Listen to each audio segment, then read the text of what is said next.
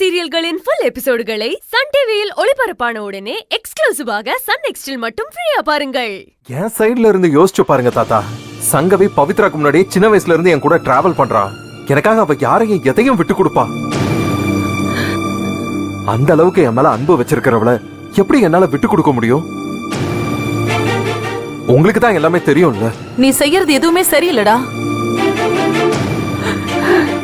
எது எது நடக்கணும்னு இருக்கோ அது தானே நடக்கும். ஆனா கடைசியில இதுக்கெல்லாம் நாங்களும் ஒரு காரணமாயிட்டோம்னு நினைக்கும் போதுதான் என்னால தாங்க முடியல.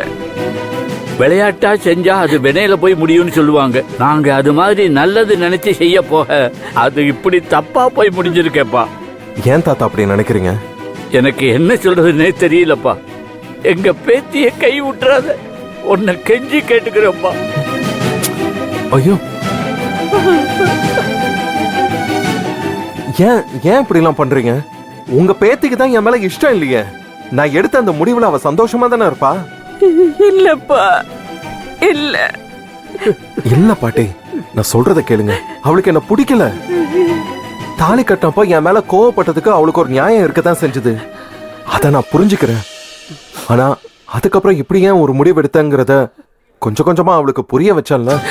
ஆனா அதுக்கப்புறமும் கூட தாலி கட்டினது தப்பு தான். ஆனா அதுல அவளுக்கு இஷ்டம் இல்ல. கடைசி வரைக்கும் நான் தப்பு பண்ண மாதிரி என்ன குற்றவாளியா நிக்க வச்சால. அதுக்காக இப்ப பழி வாங்குறேன்னு சொல்றியா? நான் அப்படி சொல்ல வரல. இது வரைக்கும் என்னை ஏத்துக்காதவள இன்னும் எவ்வளவு நாள் தான் ஃபோர்ஸ் பண்ண முடியும் சொல்லுங்க? நான் அவளை தொந்தரவு பண்ண விரும்பல. நான் இல்லாம அவ நிம்மதியா சந்தோஷமா இருப்பான்னா அவ அப்படியே இருந்துட்டு போட்டுமே. என் பேத்தி கொஞ்சம் முன்கோபக்காரி தான்.